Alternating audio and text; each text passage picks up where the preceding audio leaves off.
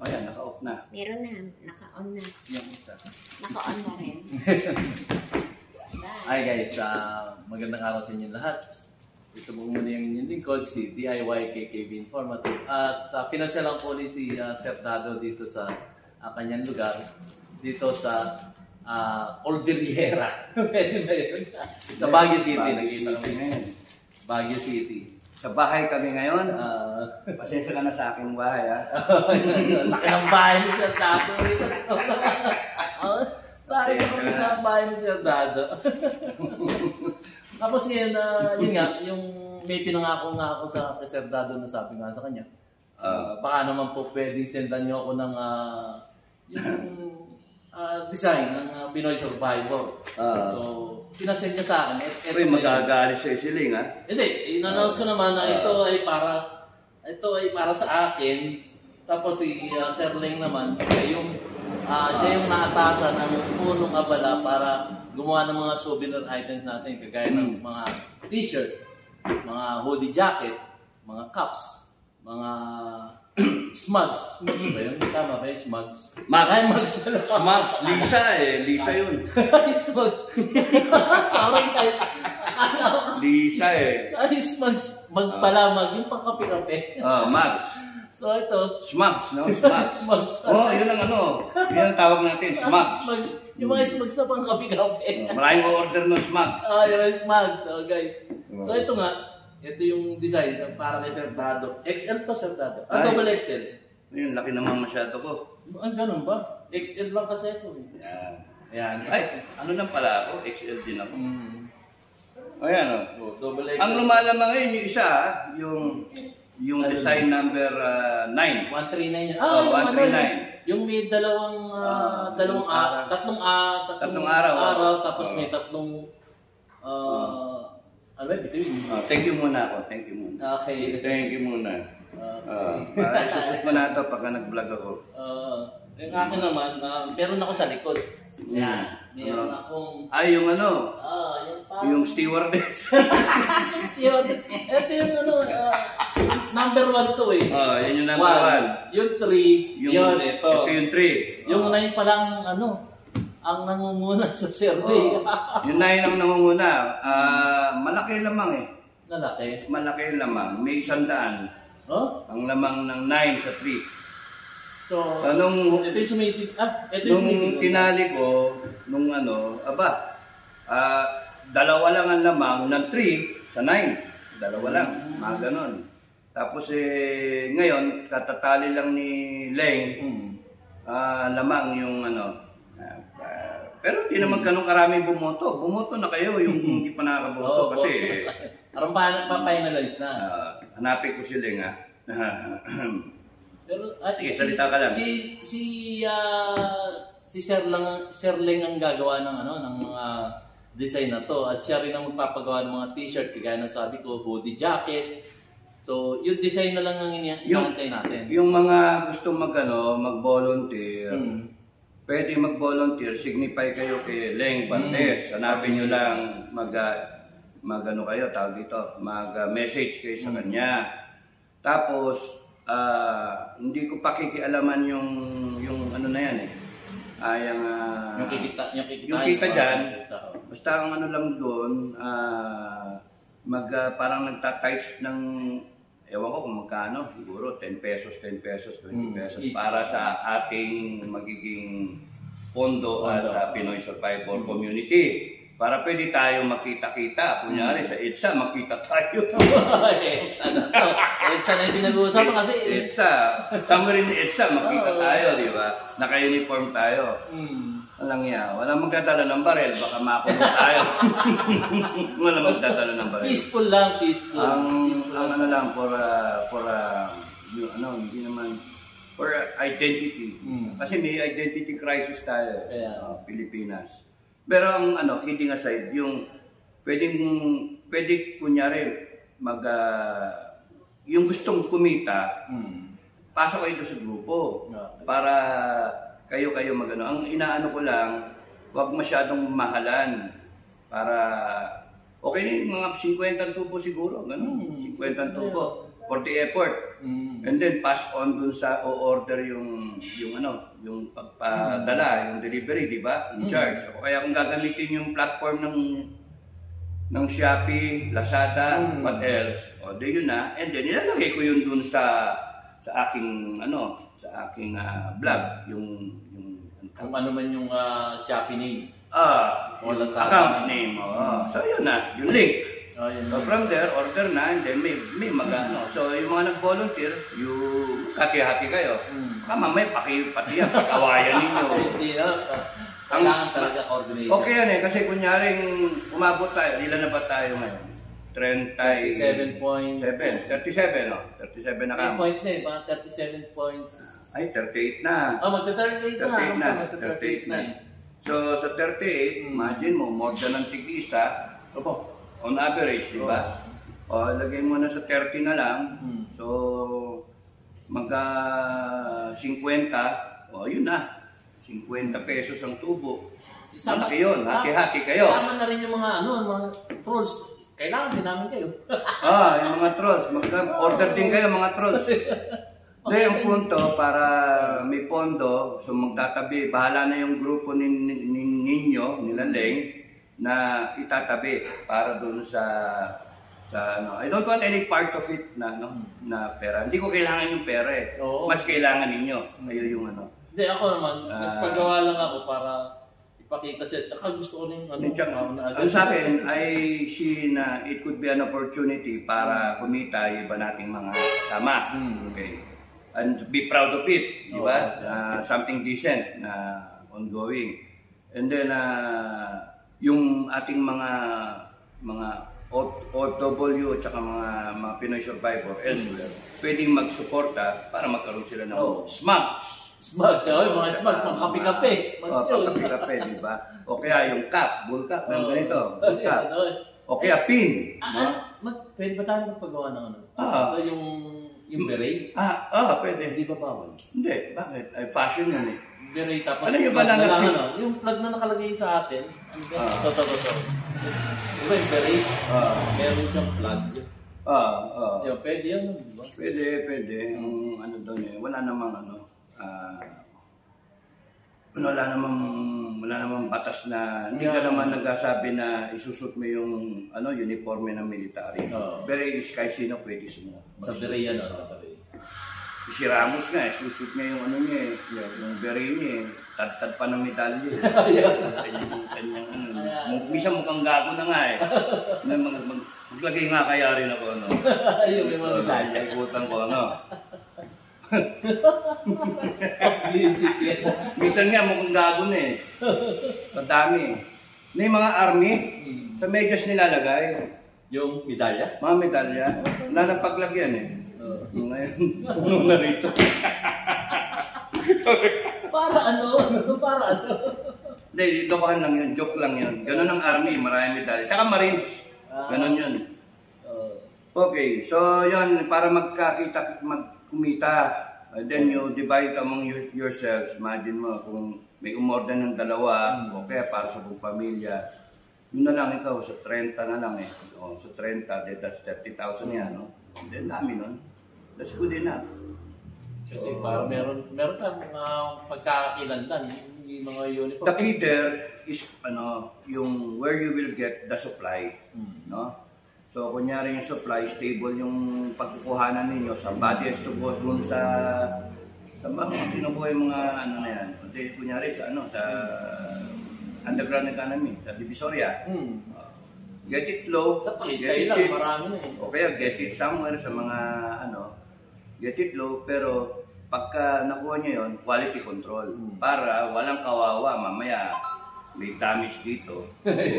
Tapos ma-imprint and then pumasa dun sa quality control, mamaya pagka nakuha ng tao, mura abutin nyo, PI, murahin nyo. So kinakailangan receptive kayo na pagka may palpak, palitan ninyo, papalitan, tapos yun na. Dato tayo matagal sa topic na yan. Pag-isama natin sa Dado, ano ba ito? Kasi kaya ako nagpunta dito guys, attend ako ng Panagbenga Festival. Kanina lang, yun, yung dance parade. Sabi nila, street parade. Pero nakita ko doon sa dance parade. So, tomorrow, yung tinatawag na Flower Festival. Flower Festival na ito yung may mga float, Float parade. Float parade. Parade na may mga bula-bulaklak. Ganda ng bahay ko. Ano? Yan, ganda, sir. Thank you sa pag-imbita mo sa akin bahay mo. Kauna-una pumunta rito. Ang ganda ng bahay, Sir Dado. Pasyal na kayo dito. Open siya dito. Magsabi lang kayo sa kanya. Bakit tayo? Huwag mamaya eh. Pati mga sparrow pumunta rito. Ang laki ng bahay niya. Ito ay isang portion na ng bahay niya na pinakita sa akin. Pero ang lawak dito po. Meron pa nga pool doon sa likod. Ang laki. Ang ganda. Imagine, isa pa tip. Meron pa siyang pool doon sa rooftop. Tapos at the same time, may basketball court pa sa left side. Sa right side, mga garden na yan. Langoy doon. May heater naman eh. Oo. Ang ganda. So, yun. Ano ba itong panagbenga? Saan ito nagsimula, Sir Tano? For Ewan ko, nung dumating ako dito, meron na eh. Ano lang, siyempre, bawat syudad, bawat syudad kasi, kailangan nilang i-push yung what they have para pumunta yung mga turista. Yung Baguio, tourist destination, di ba, sa capital of the Philippines. So, naisip na magkaroon ng panagbenga, flower festival. So, that, in bloom lahat eh. In bloom yung mga bulaklak kasi usually February to March, bloom yung mga blooming. So, yun, ginawa para nandaksain turista. And February also is the coldest month. January, February. Yun yung pinakamalamig. March, umiinit na yun. Doon mararamdaman yung talagang exaggeration na yung pag umihi ka, magiging yellow. Hindi naman. Parang pag-ihi mo naiiwan. Tumigil. Igaganyan Ang kawawa yung mga senior, pag-ihi niya, papadiretso na eh. Wala nang arko, diretso pababa lang siya. Pag naluha ka sa sobrang tawa, biglang teardrops. Uy! So, ayaw mo. baka hindi na matakot sa akin yung mga tao eh. Kengkoy ko eh. Magkwento dapat tayo, kwentuhan tayo ng patayan para matakot sa akin mga tao. Hindi, ito nga eh. Kasi yung panagbenga, kaya ang pagkakalam ko, correct me if I'm wrong, Sir Rato, ay binuo itong panagbenga sa aking sariling research dahil yung nangyari nung 1995 earthquake, nung bumagsak yung Maya. 1995. Buti ko ikaw, alam mo eh. 1990. 91, 90, gano'n. Kasi 91 yung pinatubo eh. 90. So 90 yung earthquake dito. So bumagsak yung Hayat. So nagsimulang yung ekonomiya ng Baguio City. Talaga namang wala, kawawa na. Okay, nyo, kadete, sila kadet, akorta. O kadete, mga class 92. Di sila yung mga yearling, second year. Kasi inabot sa sa 90, 91, 92. Tama. Mga yearling sila. Kagagraduate lang nila Browner, 89. Nung kudeta sa Makati, yun, kagagraduate lang nila. Okay. Tapos yun nga, hanggang sa akin researcher Dado, kaya nga correct me if I'm wrong, biglang sumibol itong panagbenga na to sa anong nakaraan na disastrous event. Bumangon sila. Ito na nga yung panagbenga festival. Correct mo muna yun. Bakit? Wala. Well, buti ka pa. Alam mo, ako hindi eh. Hindi ko alam yung yung parang... Yung storya? Hindi ko alam. Yung kwento. Yung pala yun. Ba't mo tinatanong sa akin? Alam mo na pala yun. Hindi, nag-research. Mali yung research ko, sir. Mali yung research ko. Di, napahiya ako doon sa mga viewers. May ilang taon na ba ako rito? 14 na yata eh. 14 years. 14 years na. I grew up in Pasig. Alam I ko spent yun. the rest of my life sa Pasig. Nahiwalay lang ako nung PMA, 4 Years Academy. Tapos nun, mula nun, nung na-assign na ako sa Ranger. And then, ano naman, buti na lang na sanay sa hirap, gawa ng pagkasundalo. Ang mga Ranger, sa lupa ka matulog, pasaka, ganun ba? Yan. Wala kang kain, kung ano yung kainin mo, pwede. So, yun yung ano.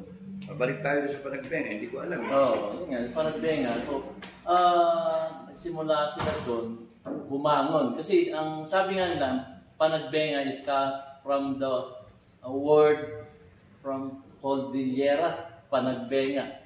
Salita ng mga Cordillera yun na ang ibig sabihin, nagbo-bloom na nga, sumisibol ng muli.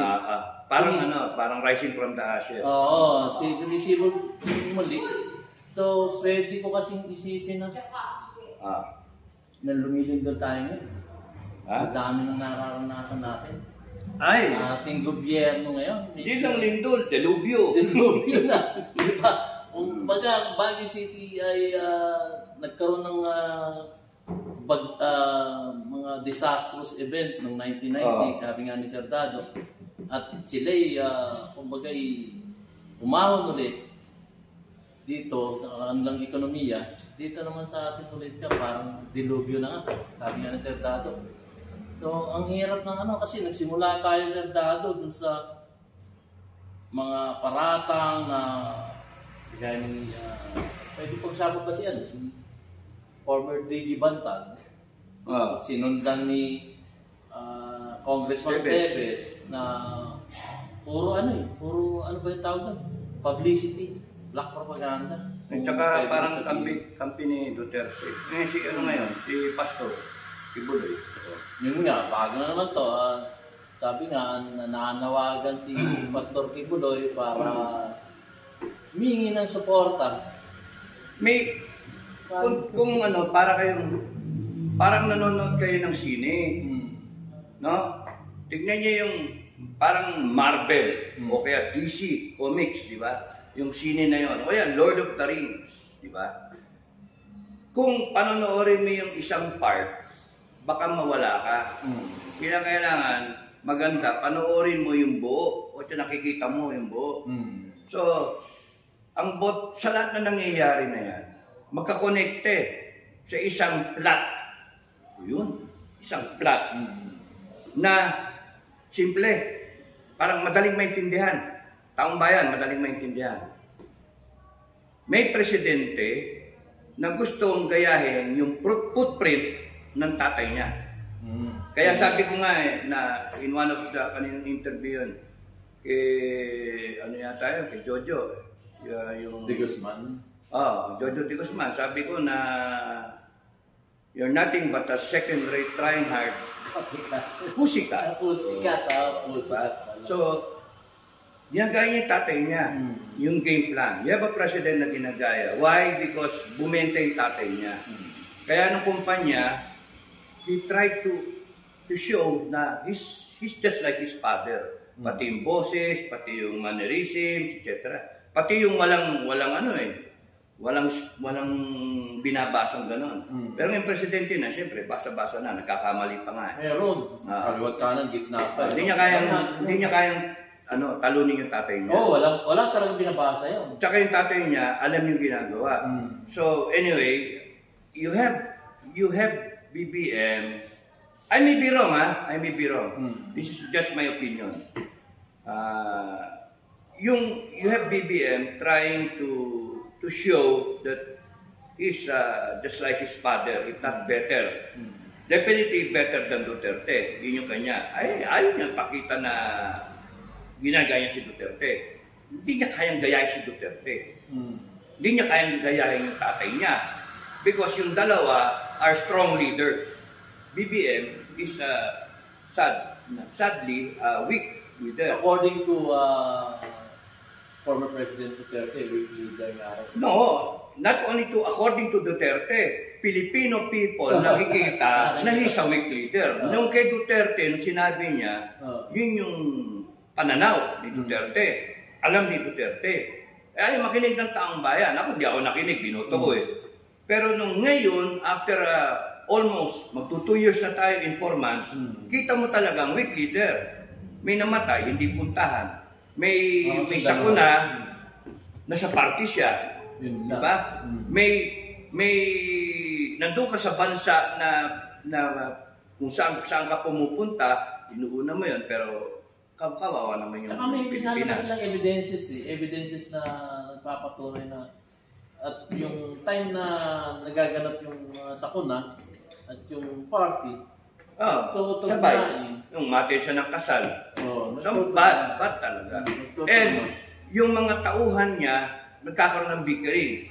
May problema sa Senado at saka sa Congress. May problema.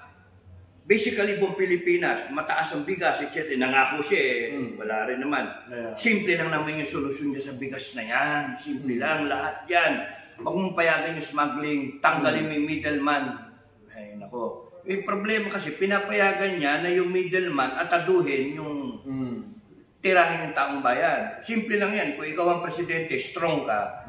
I want it to end now. Parang Duterte. I want yung laglag bala, pag hindi nyo tinigil, pakakain ko siya yung bala. Di tumigil. Walang strong determination para gawin yung sa utos. So sinasabi ko, you have one president na trying to be like his father, copycat, no? Na he wants to stay on in power like his father. Parang ganon. Sabihin nyo mali ako, pero ganon ang dating And now, malayo pa lang, baka gustong i-ensure na yung anak, yung succession, yun ang susunod. Pero ang problema, yung mga Duterte. Ang problema, si Sara, si VP Sara. Tapos, kaya kinakailang, ma-eliminate si Sara. Yun yung yun yung dating. Na hindi naman yung gaganunin, pero yung tipong, yung i-discredit. Kaya lahat ng kikita ninyo, yung plot, parang parang ang Game of Thrones na nagde-develop, pero lumalabas, kung titignan mo yung overview, simple lang. Tanggalin si Sara. Tanggalin si Sara o kaya baguhin yung sistema kasi hindi kayang talunin si Sara sa presidential election. So, mangyari. Takot na takot sila kay Sara, takot na takot sila sa mga Duterte because ang tao mahal yung Duterte. Kasi malakas talaga, kahit aminin natin hindi, malakas talaga si Sara Duterte. Oo. Yun ang yun ang talagang... Now, yung kay Sara Duterte, bakit malakas, no? So, it could be yung father kasi nag-perform. Parang ang Pilipino kasi, no, kung titignan niyo yung political landscape natin, yung mga Pilipino, pagka maganda yung ginawa ng tatay, hahanapin yung anak. Parang utang na loob natin, yung anak, iboto natin. So, tignan nyo yung mga Cayetano. Ayun, dyan dalawang mga Cayetano, nauna yung tatay. Diba? Tignan nyo yung, yung mga Hoson sa Nueva Ecija. Tignan nyo, ang dami. So, pati Marcos nga, kita nyo binoto pa si, diba? So, ganun din yung nag-perform yung tatay, and then si Sara mabango. Isa yon dahil sa pangalan. Pangalawa, dahil sa on her own right, si Sara right now is the best performing government official. Number one. Number one yung agency niya. So talagang magaling si Sara in her own right. Kaya lalong delikado, paano si Tambalaslos? Hindi siya pwedeng maging presidente. Bakit kinakailangan maging presidente si Tambalaslos? Bakit kinakailangan matalo niya si Sara? Para pagkakitambi na, may ensure yung isa naman. Yung anak ni si Sandro. So, dynasty yung nangyari. So, ang problema, pagka si Sara nag-perform na maganda, ang susunod, sila Pulong. At saka si Baste. Yung habang Duterte niyan. Wala silang pag-asa. Kaya ngayon pa lang, kinakat na. Tirahin mo na. Yung problema, taong bayan, marunong. Hindi na malunok taong bayan. Unless, sadyain talaga na ginagago ang taong bayan binabayaran ng taong bayan para mahati. Kaya kita nyo ngayon yung sandamakal yung ayuda, mga ganun ba, bayad-bayaran. Kahit matino yung ibang taong bayan, alam yung nangyayari. Pero pinapairan nila yung nakawan sa pera ng taong bayan, tapos yun din ang gagamitin, gigisay ka sa sariling mantika, yun na, babayaran ng mga taong bayan. Imagine, ang una kong alam dyan, yung MAEX, IX, tapos meron tupad, tapos dati na yung 4-piece, tapos ngayon, AKAP. You know, Ano ko nalaman ng AKAP na yun? whoever will, in the turn of events, whoever will run the government, be it a new set of politicians o kaya the armed forces, the military PNP, whatever will be the outcome. Kasi you have 7 scenarios to choose from, sinabi ko. 7 scenarios. Gusto ko rin malaman yun. 7 scenario. Ang sa akin, dapat tanggalin yung ano na yan. I-outlaw. Tanggalin yung mga ayuda na yan. Because kitang-kita na yung ayuda, gusto mo tamad ang Pilipino. Yun nga. Aasa ng aasa sa ayuda. Totoo. Wala kang pag-asa. Walang pag-asa yung bansa ninyo. Walang pag-asa. Kasi konting bigay sa iyo ng rasyon, 5,000, bibigyan ka. Hindi na ako Tamad ka na. Hindi ako tatrabaho. Wala na, hintay mo lang every month. May ID. Utang na loob mo ngayon, the Filipino trade, utang na loob, na kahit diktahan ka ngayon ng barangay captain mo kasi may utang na loob na sinama ka doon sa ayuda o kaya doon sa DSWD, kung sino yung sabihin, yun ang iboboto mo. O, paano ngayon? O, they continue to propel themselves in power, kung sino may manako po, using taxpayers' money. Kaya nga, kung sino man ang uupo, gusto nyo tumino ang Pilipinas, Filipino people, gusto nyo tumino ang Pilipinas. Kinakailangan niyang ayuda na yan, tanggalin. Tanggalin. Paano nyo gagawin? Paano ngayon kung may mga tao na nangangailangan ng tulong? On that specific occasion, tsaka ka tumulong. Tama. Huwag mong ililegalize na. Lagi na lang, nandiyan na. Lagi. It's just like ganito guys. Guarantee letter. Ako mismo, PWD na ako, di ba? So, inatake ko sa puso. That time, humingi ako ng tulong, pero yun na yung specific na sinasabi ni Sir Dado na doon ka humingi ng ayuda. Yung time na inatake ko sa puso, wala naman akong problema, wala akong pera. Ang babayaran ko sa Philippine Heart Center is 480,000. Saan ko kukunin yun? Doon ngayon, papasok yung sinasabi ni Sir Dado. Kung yung situation, doon ka humingi ng ayuda, hindi yung papangako mo sa tao yung ayuda na yun. Wala, kaya strategy ng mga ano yan eh. Ang daming, kaya nga gulo-gulo ng bansa natin. Anong date niyan? 24. No? Tomorrow will be 25 of February. 24. Ay, 25 natapos yung people power, di ba? Umalis si Marcos. So yung 24 ng gabi pinaka-critical. 24 ng gabi. So yun yung nagtatalo kami ng isip noon kung anong gagawin namin if the order to attack is given. Imagine yun, ha? This is the anniversary. Parang ito yun, 24. Diba? This night. Pumunta ako talaga dun kay John Kitli. Nakita ko yung likod ni John Kitli. Nandun siya, nag-a-announce siya. Nandun si Colonel Siron. Si Victor, class 79, Colonel Siron. Sino pa ba? Noe Wong, yung naging ambassador. Class 75 yun.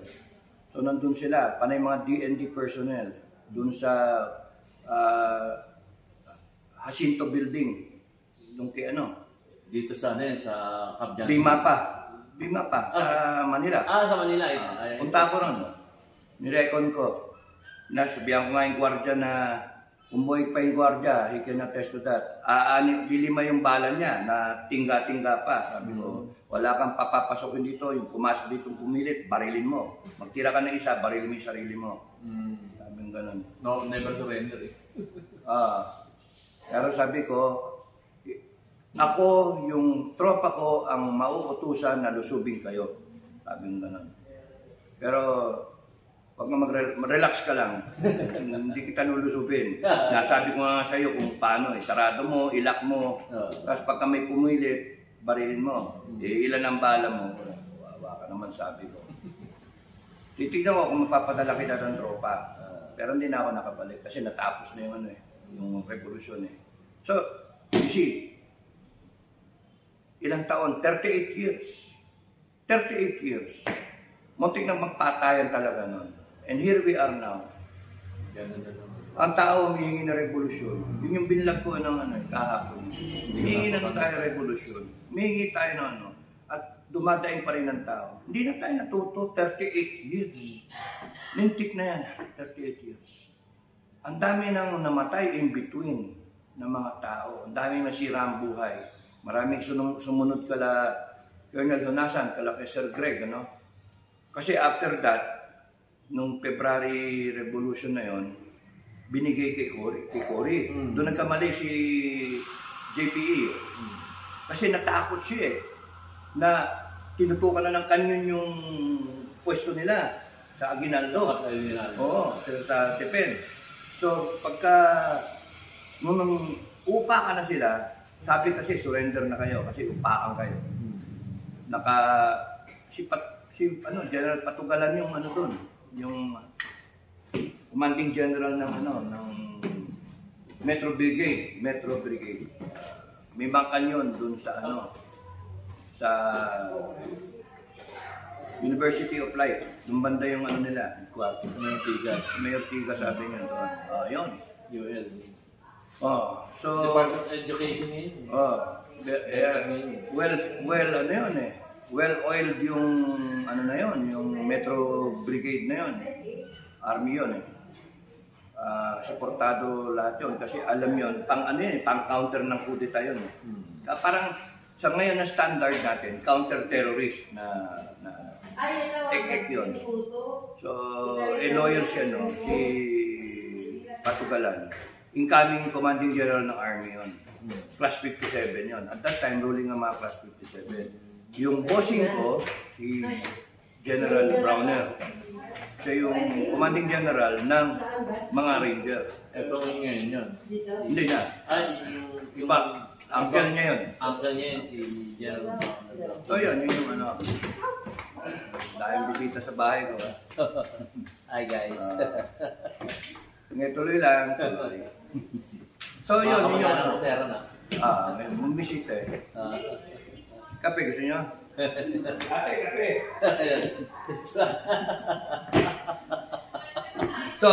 So yun. Ang punto, 38 years nung dinaanan, tumanda lang kami, and now you hear people clamoring for change na naman. Ano ba yan? And then, ayan, Marcos na naman. Di ba? Marcos Sr. and then Marcos Jr. ngayon. Baka malaunan, if we have change, and if we do not go for the change in the system, kaya sinasabi ko, kasi sabi ko, ang problema hindi lang yung puno eh. Yung ugat eh. Oo eh. Kailangan bulldozer na talaga eh. Kaya mo talaga. If we do not do that, you will end up Marcos the third. After a few years. After 30 plus years. 20 years, meron na naman Marcos the third. So, ang dapat, hindi lang yung people power na. Hindi lang. Hindi na. People power na. Pilipinas, Diyos ko. Alam na nila yan eh. Paano hadlangan yan? Hindi yun yung point. Ang punto ko, ang daling sabihin ng mga Pilipino, uwi kami dyan, o kaya sasama kami, nasa likod kami, people power na. Ang akin ang sinasabi ko, and I want you all to realize, it is more than saying na people power na. Kailangan isipin nyo, why are you doing it? Why? Because you want change. It doesn't end na going there sa kalsada, and then magpalit ka ng leadership, and then uwi na, tapos nung trabaho na ulit, kanya-kanya na naman tayo. Ay, wala. Uulit yung cycle. Naroon pa rin kasi Yung sistema. Yung puno. Bakit ba may korupsyon sa gobyerno? Kasi nga, balik tayo sa EDSA 1, ibinigay ni JPE sa mga politiko ni Cory na ang nangyari, yung kanyang... Bata Ako mo ba yan? Ako mo. Ha? Ako mo. Matigas sa ulo. So yung ang ano doon, ang kinakailangan yung mga tao higit pa doon sa hilingin kasi tignan mo nangyari pinasa ni JPE doon kay Cory. So nangyari, ito na tandaan nyo, if ang mangyayari ngayon is parang military ang papapel na gusto ninyo. Pumapil ang military. Sinasabi ng marami na armed forces, pumapil na kayo. Do you really want that? I'm telling you, no. Ako, sa akin pwede. Pero... No. You're trying to imitate EDSA 1. EDSA 1, di na kayo natuto. Nandun sila Enrile, nandun sila Greg Honasa, nandun yung mga RAM. And then, nung nagigipit na sila, humingi sila ng tulong sa mga sibilyan, tumulong ang sibilyan, tapos si Cory nakaupo. After nung nakaupo si Cory at hindi sila sang-ayon sa ginagawa ni Cory, gano'n na naman. Kudeta naman. Sige, gusto ninyo mauna ang armed forces. Tapos nang upo si Sara. Paano? Pagka hindi masaya at hindi nabigyan ng mga pwesto, gano'n na naman. Wala tayong katapusan. Paulit-ulit. Wala tayong katapusan. That's why ang armed forces, matatalino, ayaw nilang ma-involve. Ayaw na namin, ayaw ganon ma-involve ng armed forces. That's yung mga tao, mura kayo na mura, sasabihin niyo, nabusalan na, nabayaran na. Hey, how could you tell things like that ng armed forces at PNP binayaran na? Ang lulupit ng mga taong bayan. You have no right to say that because yung mga armed forces ninyo, nagagalit ako doon, yung mga armed forces ninyo, nagbuwis ng buhay. No? Lumaban yan para ma-maintain ninyo yung buhay ninyo ngayon. At hanggang ngayon naman. Hanggang ngayon, nandyan sila. Yung mga na-retire, hanggang ngayon, naghihirap yung iba. No? Ako nga, walang pensyon eh. Tapos nun, here you are, ang dali-daling sabihin na nabusalan na. And mind you, may mga nagko-comment na, si Pinoy Survivor, natakot na. Nabayaran na. Pati yung si Macanas, nabayaran na. Natakot na. Ang mga walang yaka yung mga nagsasalita ng ganon. Hindi nyo nakikita yung dumadaan sa damdamin at sa utak ng mga nanilbihan sa gobyerno. Hindi ko nabasa yung mga comment doon. Ano dahilan nila? Wala lang. Inaano lang nila na in-expect nila nagbablog. Teka muna kinasuhan yung tao At saka hindi nyo pag-aari yung oras niya. Si General Macanas, in fairness, si Maki, nag-ano yan meron siyang outreach program, sa mga sa barangay, Talaindig, tinutulungan niya, tapos may farm siya. Nakita ko nga yun. Now, malay ninyo na he was advised by his lawyers na wag muna, hinay-hinay na muna kasi may korte tayo Ganun. Huwag kayong huwag kayong nag-expect. Yung sugod ng sugod tapos mali pala yung pagsugod. Kaya nga ang sa akin para yung iba nating mga kasamahan, mga Pilipino, sinasabi si Browner na bayaran na, si Acorda na bayaran na, etc. That's foul. Hindi yung magpapabayad yun. Ang disiplina ng military, alam naman natin talagang sa eskwelahan lang sa Camp John Hay, di ba? Tapos pagka nagkaanuhan na, iyak-iyak kayo. Sana kayo yung mga armed forces. binastos ninyo eh. Yeah. Huwag yung babastusin yung mga kasundalawan natin. Because alam nila kung saan sila gagalaw, kung kailan, at kung sino ang papanigan nila. Alam nila, you don't have to tell them. Ang tanong nga lang dyan eh, buti pa sila, alam nila yung timing eh. Alam nila yung timing eh, kayo, ang titigas ng ulo eh, sinasabi ng iba, nauna, or pinapasukan lang ng troll na para ma-checkmate kayo. Ngayon na, and then mag-ano ka, and then fizzle out. Parang, sugo nung kino-complain natin. Kasi nga, ang dyan, gusto nila, what will work for them is, gaya ng tatay, sabi ko sa inyo, ginagaya ng tatay, extension, baguhin yung constitution, and then, declare kay martial law. Now, what is the reason ng martial law? At that time, take yung ambush and relay. So,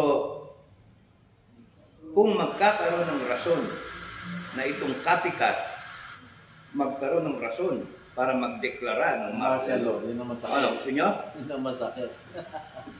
Kasi alam ko dyan, yung mga nagko-comment, yung nagbubuyo. Pero, tao din nila yun. Pero, administration, hindi kami natatakot sa martial law. No? Subukan nyo mag-declare ng martial law, yari kayo. Hindi talaga. Lilitaw ang talagang kalaban ninyo. No? Maglilitawan yung kalaban ninyo. Akala ninyo, di ganun kasimple ngayon yung mag-martial law. No. We have gone through it already. Alam na namin yung ganun-ganon. No? Yung pasikot-sikot. Kung magasano, yung unang punto mo sa isang lugar, kakapaka-paka pa eh. Yeah.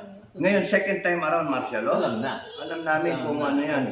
And yung mag-implement ng martial law is PNP at saka AFP. Mahahati yan. I'm telling you, mahahati yan.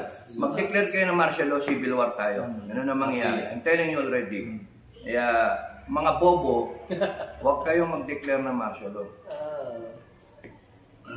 Pagka sa naranasan na natin yun. Kaya ano ba? People power. Alam na nilang i-anticipate yan. Tapos martial law. Alam na rin ng tao. Vice versa ba? Hindi matatakot ang tao. Hindi na matatakot. At saka maglilitawan yun. No? You'll make it easy for the CBP, NPA, NDF to recruit people. Do you want that?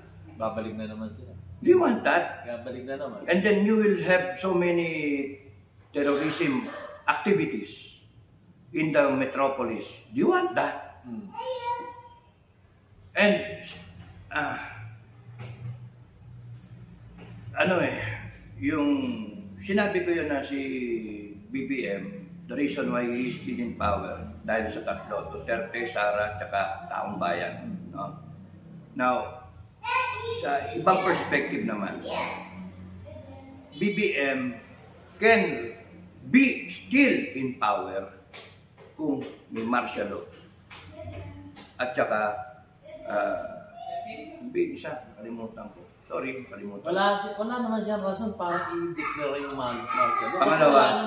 Pangalawa, naalala ko na, kung magkakagera with China.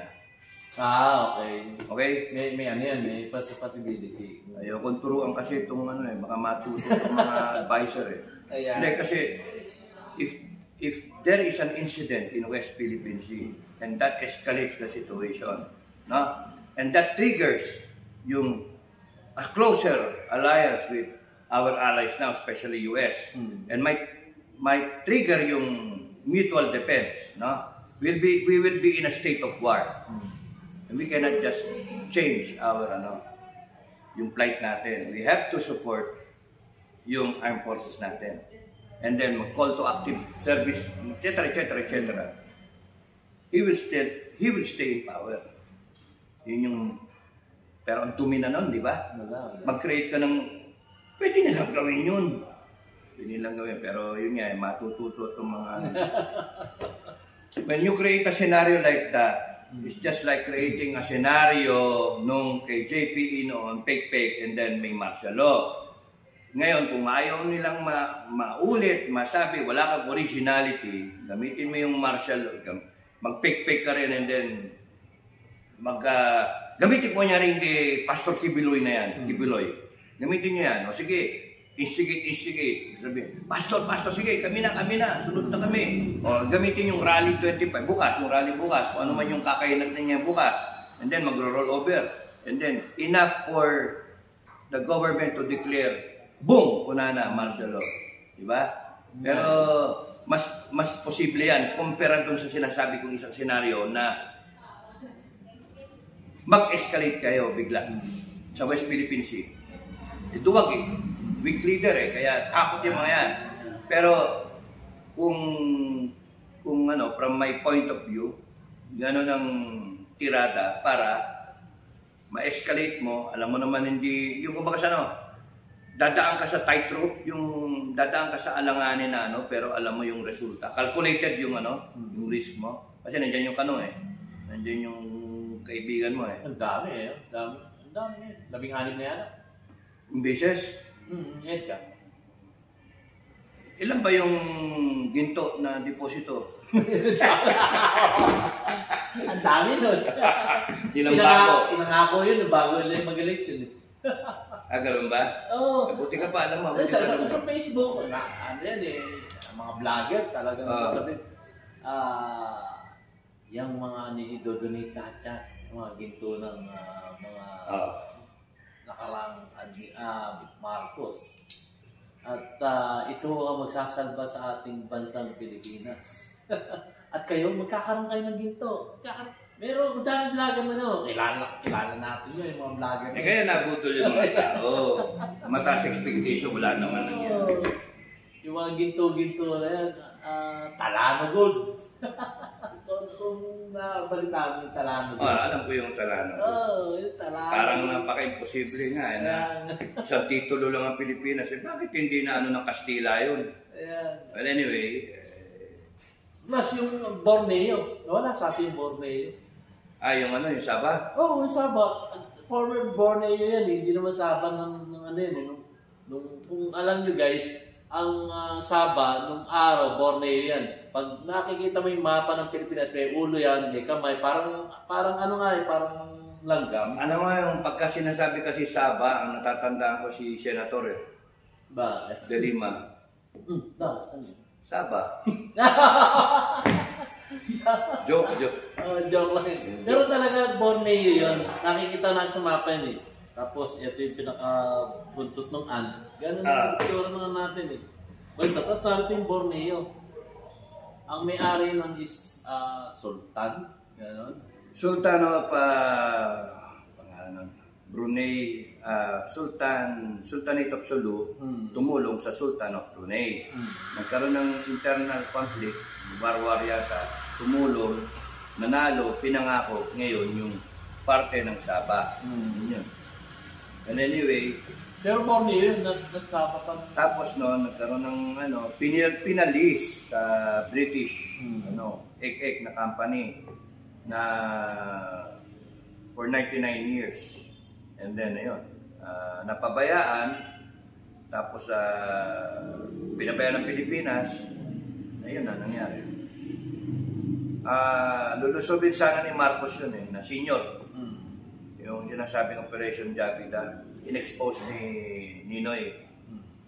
Ngayon, kina-claim ng armed forces, ng military, wala yun, wala. Pero, I was lucky na nung in my early years, nakausap ko yung mga officers na involved dun sa Jabida na yun. Yung mga instructor. Isa, dalawa, tatlo, 4 yung mga nakausap. Advance party nakausap ko. Nandun na sa Sabah. Nagtitinda ng sorbetes. Captain. Tapos in-expose. Kaya naipit sila dun eh. Kaya, pero may lumalabas ng balita, puro mga Muslim yung kinuha ng Marcos Sr. Tapos biglang gano'n. Kaya nagreklamo yung mga Muslim na parang set up. Ewan ko, hindi natin alam. Hindi di umano lang yung mga guys. Yung mga istorya na yun na puro Muslim na kumbaga inilagay sa isang lugar tapos yun.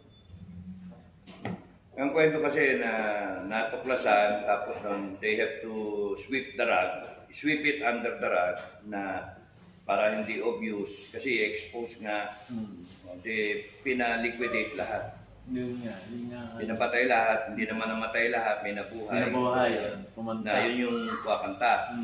Ewan ko, hindi natin. Hindi umano pa rin yung istorya na yun. Wala tayong idea kung ano talaga. Ang pwede ko lang sabihin is based on what I know, mga taong nakausap ko, there was indeed training. Okay? Meron talaga. There was indeed training. And the same person na involved, na captain at that time,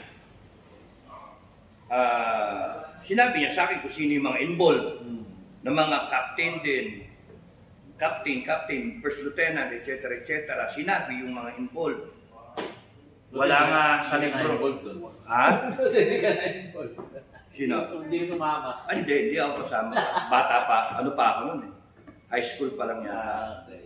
Ano pa lang ako nun, elementary. Pero yung kinukwento niya, because he tried to pull it off again, yung involved na isa, nakausap si Ruben Canoy.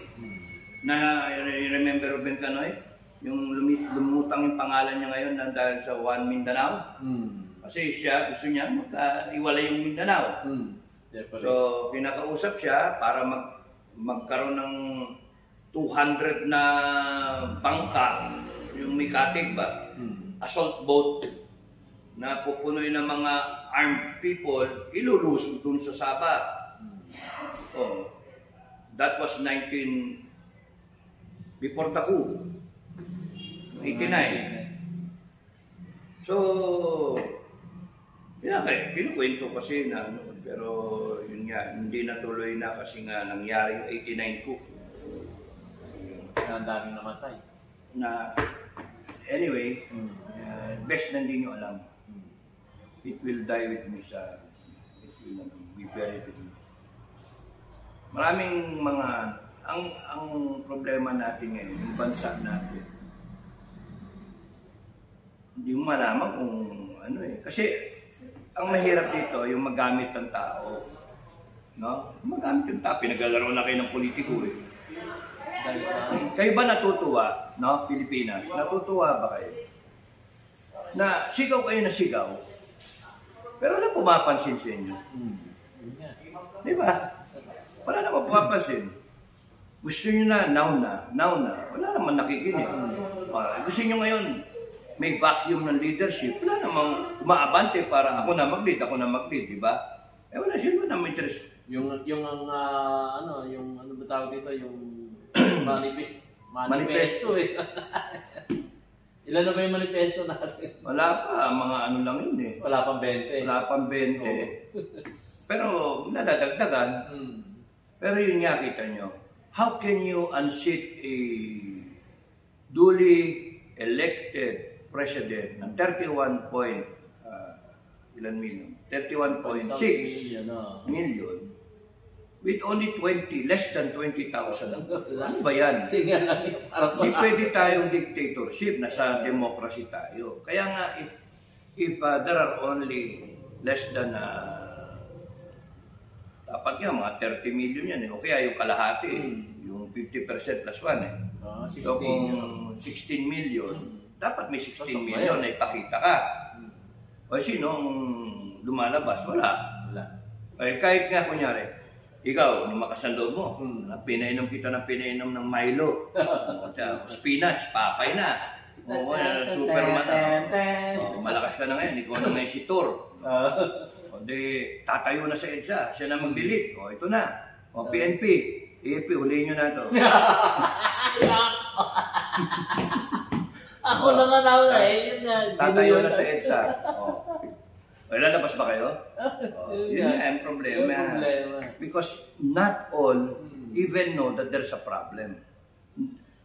A lot of people do not even care that there is a problem. Madami. So many Filipinos, whether they want it or they understand that there's a problem already, or intentionally na hindi nila naintindihan, o talagang wala silang time na intindihin kasi hirap sila. Kailangan lang ng magtrabaho. Which is yung game plan nung Lord of the Rings o nung Game of Thrones na si Copycat, habang ginagawa nila yan, nagdi-divide and conquer, ginagamit yung batas para madepensa nila yung sarili nila, para lahat ng kalaban, yung mga allies ng kalaban, mayari kayo, lahat. Tapos nun, pangalawa, yung pera ng bayan, kukuhanin nila and then ibinabaya doon sa mga nangailangan. That's why you will end up with the Philippines na paikot-ikot lang yung cycle na ganyan. How do you solve the problem? Yung sinasabi na one day, isang araw, kinakailangan lumabas kayo na alam ninyo yung bakit ilalabas. Kasi yung lalabas ka, parang mag-selfie ka lang, mag-ano lang kayo. May alam kayo na nasa sa puso nyo kung ano yung nangyayari. Yung sinasabi nyo ngayon na EDSA 3. Marami nagsasabi EDSA 3. Oh, EDSA 3, and then what? Mag-EDSA 3 tayo. O sige, nagpakita kayo ng milyon. O paano? Alam nyo bang, and then what? Yun nga, yung susunod na Because ngayon, ang mga vlogger, no? Kung ano-anong pinag-uusapan, problema nito, problema doon, yung Congress, yung Senate, si BBM, si Ontiveros ngayon ang laman, si Kibuloy, di ba? Tapos yung mga Duterte, etc., yung mga investigasyon. Doon busy mga vlogger. So, okay, educate people, na-educate yung mga tao. Pero while you're educating people, ano ba talaga yung problema?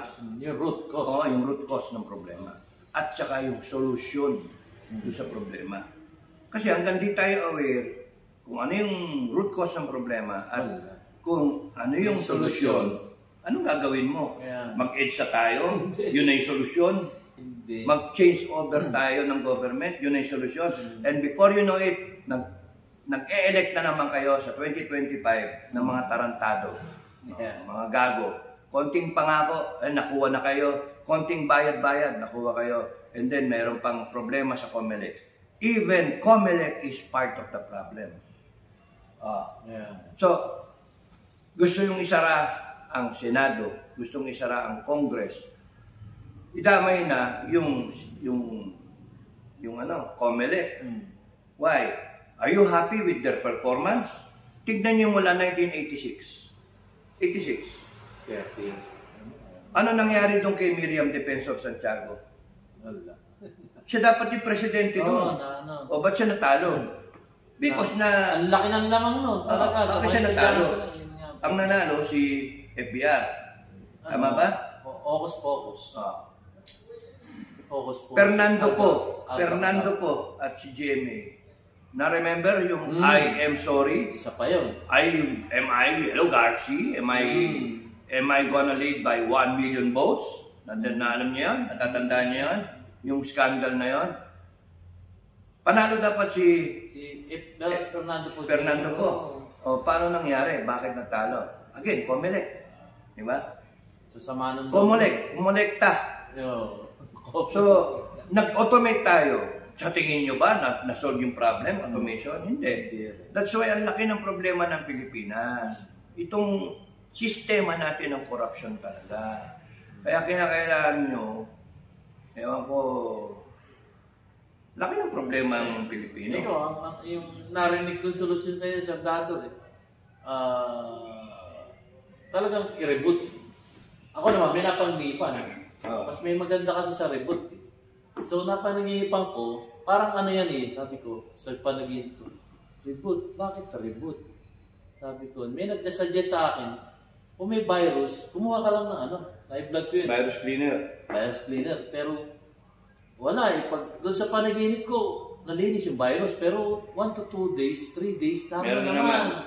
So, lalo na pagka bukas ng Pornhub. Virus ka na ba? Virus na. Pasok na po.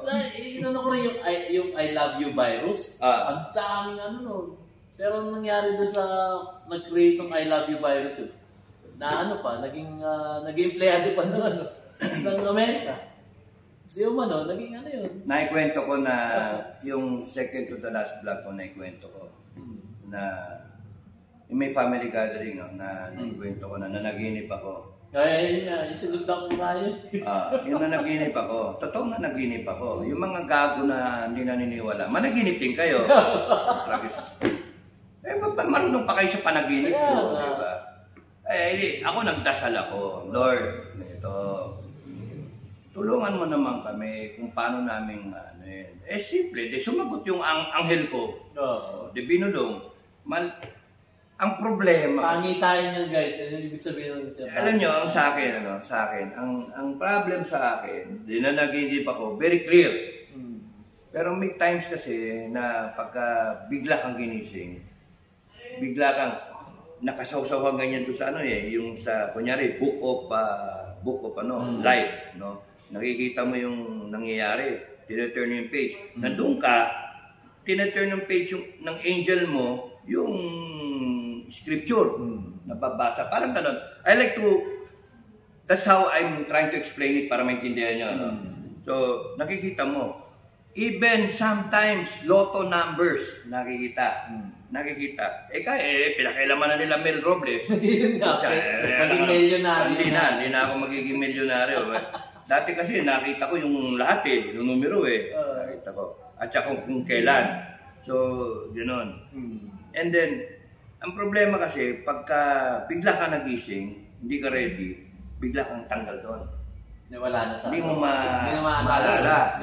I'm now in the process of trying to remember everything, and then gusto ko managinip ulit.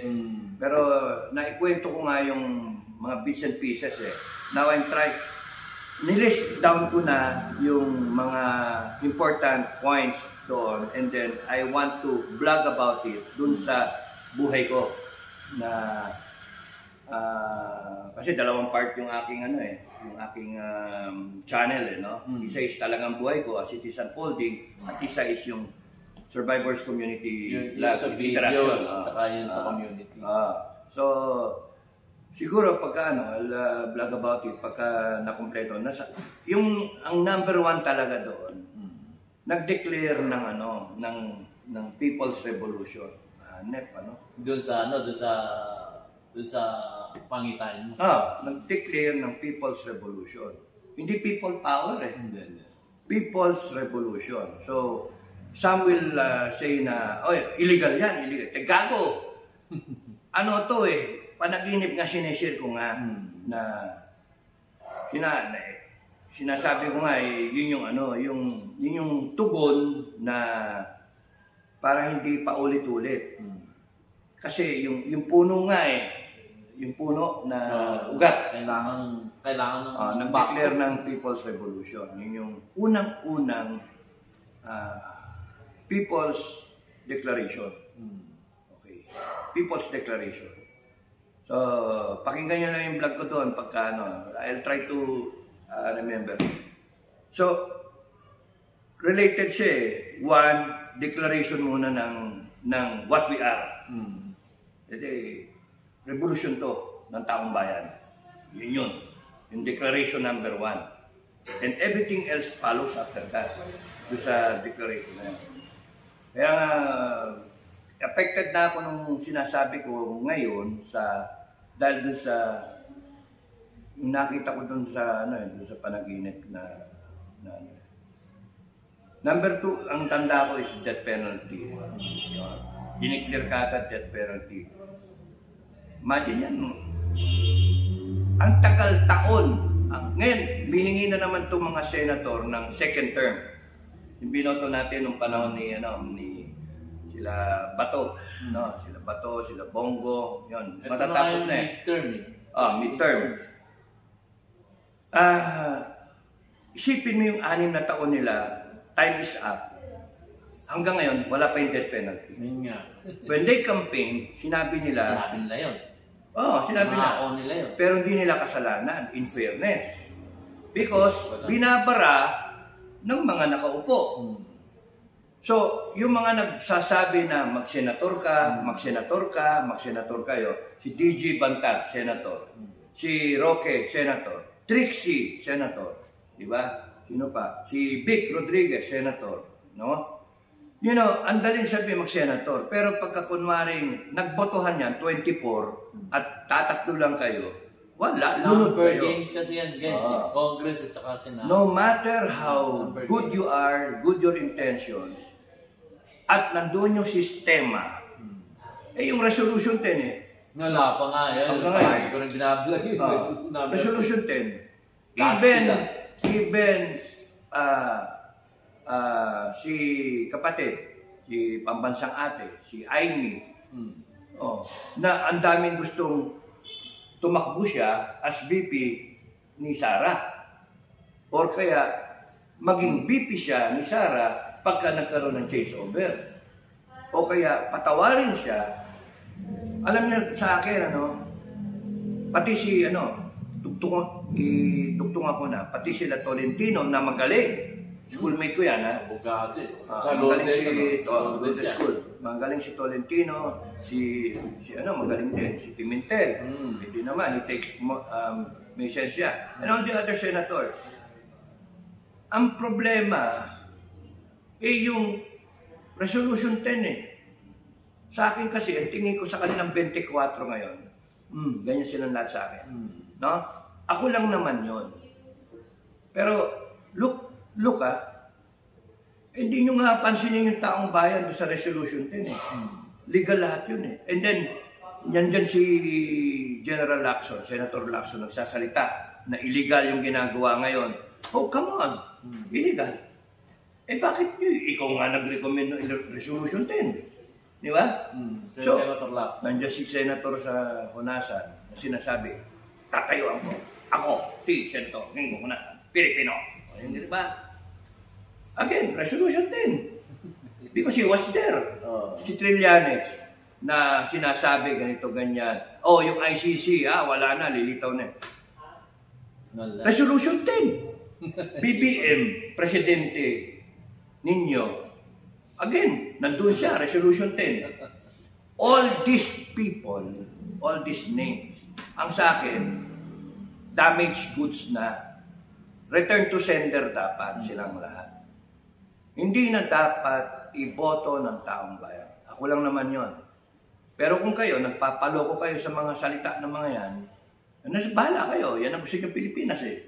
Lulukohin kayo, continuous. Certado na na yun sa iyo, na may narinig ako sa iyong reboot. Ako naman, pagkatapos kong kumuha ng mga antivirus at hindi rin naalis, kasi naroon pa rin eh. So, sabi ko nga sa vlog ko, Palitan. amin na yung computer na yan dito, ang dami mga installment plan dito, mag-ano lang ko, hindi nyo kaya i-cash yung bagong desktop. Okay, sige, nandun tayo, palitan nyo. Now, ang problema, ngayong nagpapakilalanan, o sino yung maingay? O maingay si ganito. Sino yung ganon? Sino yung ganyan? And then, may tumatayo na umaangat na leader. No? Pagka nakita na pumupuntos na, naglilitawan ngayon yung iba, na nakatago ngayon. Yun yung problema eh. Maraming lilitaw na magaling, na ang ganon, etc. Alam nyo ba pagka kunyari nag-reboot tayo, maglitawan dyan yung mga nakatago ngayon? Why? Because they want a portion of the pie. Kaya nga yun naging problema, naging handicap nung panahon ni Cory, na nung sila yung naupo, ang daming kala mo ang babait, ang titino, yung pala, nung nakatikim ng pera at ng power, kami naman.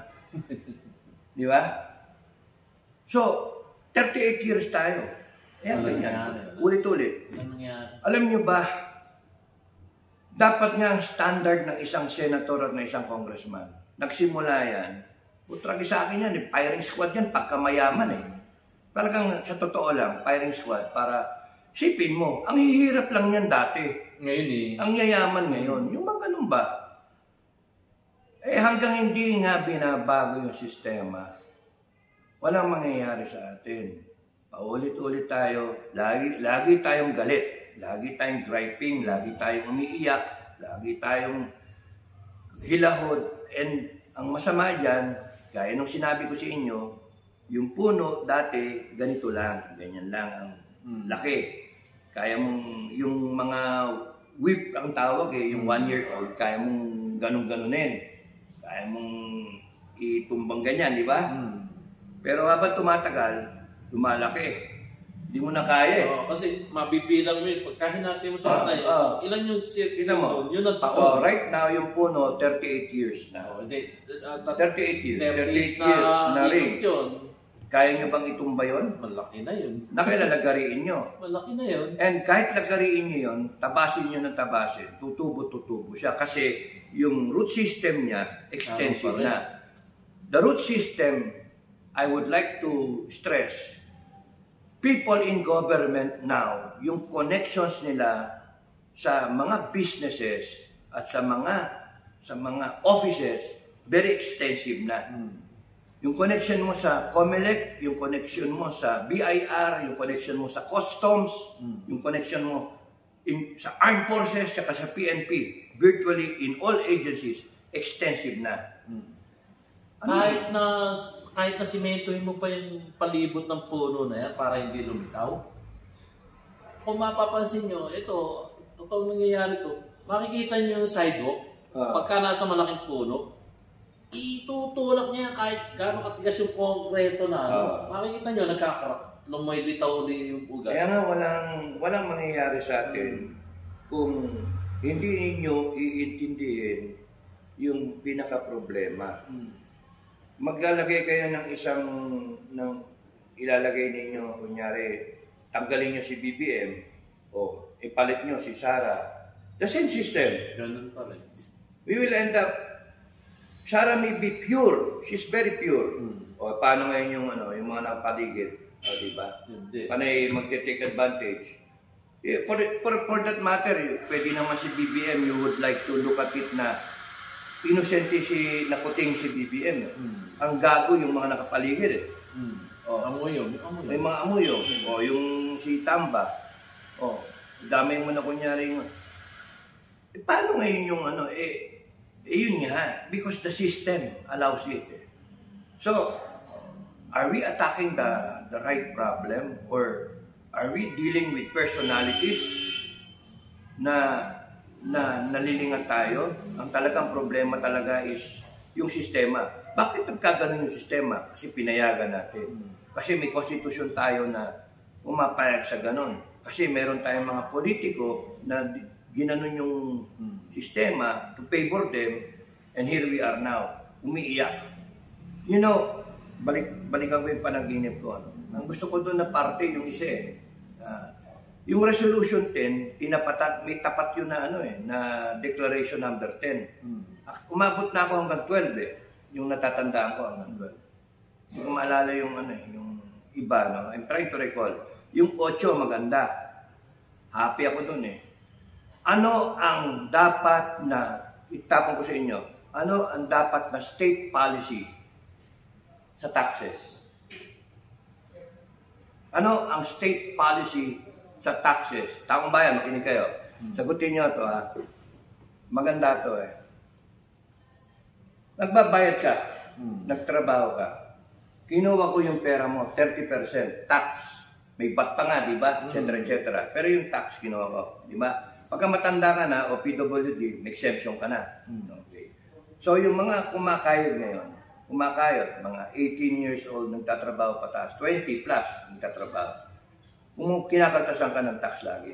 At pagka hindi, merong punitive na so, pagka hindi ka nag-declare ng tax, at may meron kang kulong, pagka hindi ka nag-ano ng tax.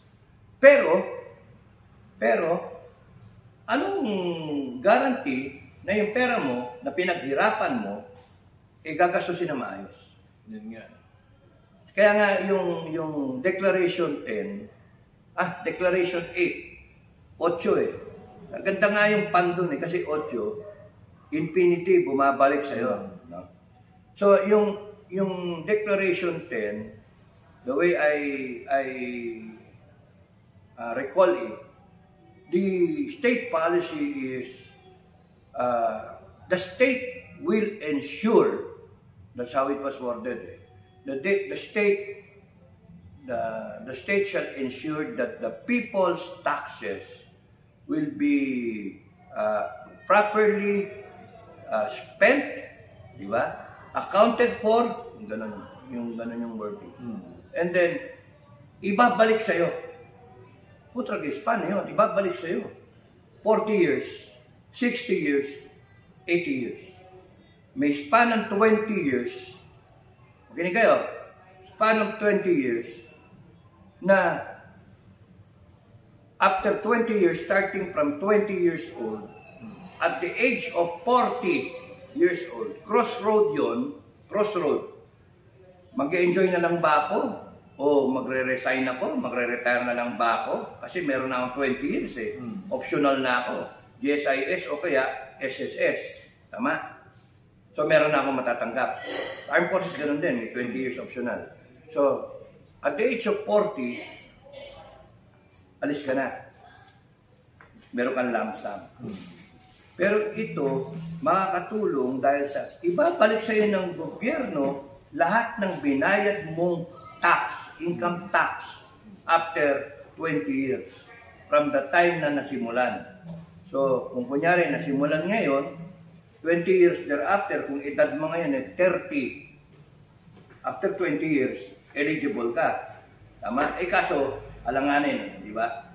So, bilang ka ulit. Basta 20 years, 20 years. Ang punto, 20, 40 years old, tanggap mo. Ngayon, tanong, magkano yun? Depende sa inuhulog mo. Pwede ka makatanggap ng 500 lang, lahat yun. Walang interest. Ang pinaka-interest ay yung good governance. Kasi ginamit yung pera na galing sa iyo, pinahiram mo lang. Pinahiram mo yun yung state policy. Nagbayad ka, actually di bayad eh. Pinahiram mo sa gobyerno mo yung pera, pinagsama-sama yung pera ng lahat ng Pilipino na nagtatrabaho. Pinaghirapan. Yun ang keyword, pinaghirapan. Hindi pera ng gobyerno yun. Pera ng taong bayan. And up to this point in time, ano pa sinasabi ninyong ginastos yung pera namin? Ginastos ng Senado, ginastos ng Congress, yung insertion, etc., etc. Yung resolution 10, pera namin. So, kung ganun yung state policy na yung pera hindi kanila, hiniram lang para gamitin in 20 years, making it a point na kikitahin niya. May mga gastos na wala na, bye-bye, may mga ganon. Kasi sweldo, maintenance ng agencies, etc., etc. Pero kung if you will do the math, yung mga kontra dito, ilagay niyo yung pangalan niyo, di kayo kasali. Ganun lang naman yun eh. Yung mga kontrapelo, ilagay niyo yung pangalan niyo at sabihin niyo, hindi kami sasali dyan, mga gago. O di wala kayong ina-expect sa gobyerno. Pero the state policy should be after 40 years, 20 years, at age 40, from 20 to 40, ibabalik sa iyo lahat ng ibinigay mo as income tax. No? As income tax, ibabalik sa iyo as rebate. So kunyari, computin natin, sumusweldo ka ng 20 monthly. 30%, 6,000. 6 times 12. 6 times 12, 36. Dapat nga 13 eh. Kasi nga may may tax din yung 13-month pay eh. So 6 times 12 na lang nga mo. 6 times 12, 72. 72. So, on the average, 100,000. Kasi mag-promote ka eh. Tama? On the average, 100,000. Di ba? 100. Straight line. 10 years, 1 million. 20 years, 2 million. May expect ka 2 million. At the age of 40. Tingnan mo ngayon, kahit nga ngayon pa lang yung sa 2 million mo, sa 40 edad mo, makaikot ka na. Makatayo ka ng negosyo, makabili ka ng lupa, na farm, di ba? And then makapagtanim ka. You can do what you want. Pero may pension ka pa na in-expect. And then another 40 years, another 20 years, at the age of 60, ganun pa ulit. Another lump sum na makukuha mo. From the government. Nakukuha ko nga. Ewan Ewan sila. Wala akong pakialam kung hindi nyo naintindihan. Sorry na, yung mga kontra, huwag kayong mangintindihan. Basta ako kinukwento ko, ikaw, bahala kang mag-vlog. Ako. Ang punto, every 20 years. So, 60, and then 80, and then kung buhay ka pa, 100. Bakit? Pinahiram mo lang sa gobyerno yung pera mong pinaghirapan. Umapayag ka na gamitin ng gobyerno para infrastructure, para gumawa ng mga kumpanya nakikita. Siya nga pala, baka mong makalimutan, isa to sa declaration, kuryente, tubig, internet, pag-aari ng gobyerno lahat yun. Yun ha, pag-aari ng gobyerno, kaya yung iyak-iyak na mahal yung kuryente, etc. No, hindi na pwede ibigay sa private sector. The state gets it back. No? Magbayaran by eminent domain yung system, concept na hindi, na kailangan balik sa gobyerno yan. Kuryente, tubig, lahat, internet, etc. So, the state provides for it. Sa atin nga yung kuryente nun, ewan ko bakit binigay yan. So, anyway, balik ako. So, yung tao, kumbaga, babalik sa iyo yung pera mo. Meron 1 million, 2 million. Ay kung sumusweldo ka ng 30,000, 40,000, 50,000. So, ang punto, walang interest, bumalik lang. Bakit? Kasi yung pinaka-interest is nararamdaman mo as government. Government service. No? So, computin nyo ngayon. Ilan ang 40 years old ngayon? 10 million na kamo. 10 million. 10 million. So, kung titignan niyo yung structure ng natin, age, no? Ganyan. Ito yung matatanda, ito yung bata. Ganyan yung structure natin, no? Ganyan. So, yung kalagitnaan mo is mga 10, mga ganon. 10, 7M, 8M. Ngayon mo ng 10. So, kung imagine mo yung 1M times 10M, di ba? You're talking of 10 trillion. Yan ang ibabalik. Ilalabas ng state yun. Para bumalik dun sa year na yon na 20 year old and so on and so forth. Therefore, yung pumasok sa iyo na pera, kinakailangan yung state, ang iniisip niya, merong portion doon na ilalagay ko yung pera such that babalik sa akin yun para mabayaran kita. At kasi yung ibang party doon, hindi ko na, wala na, goodbye. Pinangsweldo ko lang eh. Diba? Dapat gano'n ang utak ng Estado. Hiniram ko lang yung pera. Kung kunyari ikaw, humiram ka ng pera sa bangko, gagamitin mo sa negosyo. Maniwala kang ginamit mo lahat sa negosyo. Diba? Yung iba, bibili pa ng kotse, bumili pa ng ganito, ganun, diba? At yung natira, yun na lang ipang ninegosyo niya. Pero nalulusutan nila eh. Ma-manage nila properly. How much more ito 20 years? So, kunyari, ginamit ng gobyerno na i-develop ang isang lugar. Lahat ng turista doon pupunta. Minarket niya. So, kikita yung gobyerno. Kunyari, gumawa siya ng isang oil exploration, oil rig, etc. Kumita siya doon. O kunyari, pera nilagay niya sa ating sovereign fund, etc. Kayang gawin yun. Kaya talaga. Pero maganda yun, magandang isipin na, ingangak ko masaya naman ako after 20 years, meron ako in-expect na babalik sa akin. O na ba, dun sa aking retirement, dun sa aking pera. And the attitude should be like that para yung gobyerno, hindi ganyan na kaliwa kanan, hindi naman nila pera. Nakukurap. Kaya nga, magagawa yun, sa totoo lang nga ngayon yung 5 trillion na budget, 5.7 trillion, dapat dyan 4 trillion lang o 3 something trillion kasi pumupunta sa budget pumupunta sa corruption. Yung 30%. 40 pa nga So 40% of 5 trillion is 2 trillion. Pupunta sa budget, sa corruption. Sipin mo 10 years, 20 trillion yun, di ba? 10 years. Tanggalin mo na yung corruption pala Wala ka pang ginagawa eh. Di ba? Kaya nang bayaran yung unang ano mo. Pati yung utang ng ating Kaya nga, gobyerno, yung kaya nakaramong vlog. kaya nga ang ano dyan, what is the... Anyway, yun yung declaration number 8. Gusto ko yun kasi, kaya nga natatandaan ko yun eh. Gusto ko yun kasi what comes out, comes back. Diba? Mga ganun, goes back. No? Yung mga 8, kaya nga tatandaan ko siya na declaration number 8. State policy changes a lot. Kaya yung sweldo ng isang presidente, isang senator, congressman, tangin na ninyo, mga hayop-inayupa kayo. Pera namin yan eh. Yung inaiyak ngayon ng Pilipino, pera namin yan. OFW, workers, etc., etc. All walks of life, paying taxes. And the people should be treated as bank owners. Pinahiram lang namin yung pera sa inyo eh.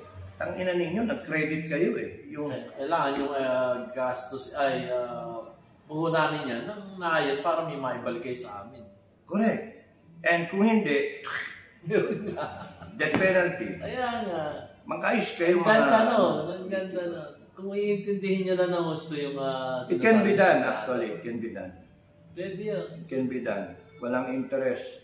Pwedeng bumalik kasi nga ang inisip. Yun nga lang ano eh. Yun nga lang na yung taniman mo lahat ng ano eh. You know, magkakonekta lahat yan ano. Kasi kunyari, if, for example, isipin mo sa agriculture natin or any government product for that matter. Isipin mo lang, what are the 10 best products that we can export so that we will earn billions of dollars? Pwede. Paprojectin mo lang. Yung nakukuha kong pera ngayon sa inyo, taxes, I will see to it na ipapasok ko kunyari, mag-export kunyari tayo ng mud crab o hipon o whatever. Na kung isipin mo, kung lalagay ka sa food security ng buong mundo, nasa Pilipinas ka, na laging umuulan naman, laging may resources, etc., etc. Ang kunin mo lang is yung technology, pauwi mo yung mga Pilipino na marunong, and then dito kayo, you start up a business, etc., etc., na government-owned, blah, blah, blah, blah. Tapos noon, maandar yan. Kaya kitang bayaran. Kaya ko ibalik sa iyo yung pera mo. Basta yung operating principle doon, hindi ko pera yon. Hindi pera ng gobyerno yon. Pera ng taong bayan yon. At hiniram ko lang. Ang good thing is, meron akong 20 years. And after the 20 years, sunod-sunod din, 20 years, 20 years, 20 years, di ba? And then another 20 years. And by that time, that's 40 years, di ba? Doon sa una, sorry ko sa iyo, 40 years na. Pero, kaya ko ba? Oo, dami na nagawa ng 40 years. Okay, example. Babalik ko lang para kung makalimutan. 1986. 38 years. 2024. Pilipinas. Yun tayo ngayon. 1986. 1986. China. China ngayon. 2024. Ano yung pinaka-visible na reliable na nakikita mo? 1990. So, dagdagan mo ng 4 na taon, yung 86, naging 1990 to 2024. Yung armed forces ng China, kaya i-challenge yung armed forces ng US. Imagine that. Wala pang 38 years. May plano kasi. 34 years. Ano nangyari sa atin? Wala. Talunan natin ang China noong 1986. Ano nangyari? Wala. Politika. Mga korap na tao. Kung 1986 tayo, panahon ni Marcos, kinakatakutan tayo ng China. Totoo. May mga jet tayo. May mga jet. May mga barko. 1990 pa lang nag-decide ang China that it will develop its armed forces and it will be able to fight a war that it can win. 34 years thereafter, it now challenges the US. sa gera. Pucha. Ilan yung barko niya? Patras kasi tayo eh. Kaya nga, why am I emphasizing that? 34 years of China from then. Makita niyo infrastructure ng China all over the world na kaya niyang gawin. Kaya niyang gawin. The biggest dam, the longest bridge, the tallest, etc., tallest building, kaya niyang gawin. Yung mega projects niya. Panoorin niyo sa TV, hanapin niyo, type niyo, mega projects of China. Litaw sa YouTube o sa Google. Tignan ninyo. Ano ba itong mga beho na ito na dating tinatawanan, mga tamupyo? Ngayon lang niya, hanip sila. Dati nang alam yung, basta sinabing inchig, bakal bote, di ba? Oo, Chekwa. Chekwa, noon. Tingnan nyo ngayon sila. Titinda ng taho. Ano tingin nila sa Pilipino? Tayo ngayong tinatawanan nila. Pero tingnan ninyo, 34 years lang from 1990. Sige, pantay nyo na, 38 years. Why is it that a country, two countries, Philippines, China, both spend 38 years and we come out, kawawa tayo, sila, angat na angat ang buhay. Diba? So, ang gobyerno pa nila, komunista. Walang yan. Tayo dapat asenso kasi tayo, kapitalista, democratic, capitalist. So, something is terribly wrong. Okay. Kaya nga yung sinasabi ko, yung mga kontra, manigas kayo. Kasi alam nyo, taong bayan, ang dapat lang mangyari, kayo on the specific time, specific event, the specific scenario, you all want it. Ayaw na namin ng ganito. Gusto na namin pamana yung Pilipinas sa mga bata, sa mga anak namin, sa mga ako namin, na maganda, na pinagmamalaki nilang Pilipino sila. Yung pag sinabi mong Pilipino, what comes to your mind? Yung parang marketing. When thinking of Filipino, what comes to your mind? Wala. Pagka sinabing, when thinking of Americans, what comes to your mind? Important yun eh. Mga Amerikano, may yabang, di ba? May confident. When thinking of Chinese, what comes to your mind? Copycat. Ganun ang inisip nyo iba kasi merong Louis Vuitton, meron din sila. Di ba? Louisiano Bisug. So, when thinking of Filipino, what comes to your mind? OFW. Yun yung isipin, yun yung kwento, yun yung pangit eh. Trabahante lang tayo. Tusan tayo. Ang hanap buhay natin, ang ini-import natin sa ibang bansa, mga Pilipino, mga nagtatrabaho. Which drains we send the best. We send the best. Hindi nare-retain sa bansa natin para pakinabangan. Anong nangyayari? Why do you have to go out? Because walang opportunity. You see, kagagawa ng politiko eh. Kagagawa ng politiko. And we have 38 years to show for it. No? Ang pinaka, recess is yung Duterte na time. Yun yung gumanda ng konti noon eh. Pero, paikot-ikot lang tayo. So, pinagmamalaki nga nitong mga kongresista na nagsusulong ng charter change. Yung economic provision, kaya nagagawin yun para makapag-invite sila ng mga foreigners, trillion ang bibigay na puhunan dito sa bansa natin, mag-create ng trabaho, at yung nga, sabi nung kongresista na yun, ayaw nyo bang magbalikan dito yung ating mga OFWs para doon sa... The one that person speaking is, ano ba yun? May doctorate ba yun? Galing daw siya ng Vietnam, nakita raw niya sa Vietnam yung pangyayari doon na ginawa ng Vietnam kaya sila masenso, nag-invite sila ng mga investors, pinaluwag nila yung batas at nakita nga raw niya doon sa Vietnam. Nasa Vietnam daw siya. Ang problema nga natin is yung ugali natin, yung corruption, yun. Papasok yung pera and then mata-turn off sila kasi bago pa sila gumagastos ang dami ng korupsyon. Sa mga permit pa lang, korupsyon na. Yan nga, isa pa. Kuryente ang mahal, tubig ang mahal, mga infrastructure wala, internet ang bagal. Ano ba? Yung economic provisions na yan, kalukuhan yun. Imagine mo, Sir Dado, yung isang kapitbahay namin doon, nagtayo ng isang tindahan. Ang kanyang mga produkto doon, konting dilata, konting mga candies para sa mga bata, mga tinapay na konti-konti. Tapos, ang nangyayari, nagre-reklamo. Bakit ka mo nagre-reklamo ng manita tindahan? Kailangan, pinuntahan siya ng barangay. Kumuha ka ng barangay permit. Tapos, nakakuha siya. Eto na naman yung munisipyo. Kumuha ka ng business permit galing sa munisipyo. Tapos, merong pupunta sa kanya, nagtatax map, kailangan kumuha ka ng DTI. Ang dami, maliit na tindahan. Imagine mo. Itulungan yung maliliit na negosyo dito sa ating bansa. Kundi business permit sa barangay, business permit sa munisipyo, tapos kukuha pa ng DTI, marami. Tapos palpak pa yung natin, mining laws natin. Ewan ko kung na-correct na. Ang laki-laki ng kukuhanin dun sa kung saan yung area ng mining. Tapos yun, napupunta sa kanila, kukunti, bago sila malalandslide. Yung ba yung sa Mindanao? Mining area yun. Mindanao. Kaya nga, we are in one deep shit talaga na titignan ninyo. And the only way na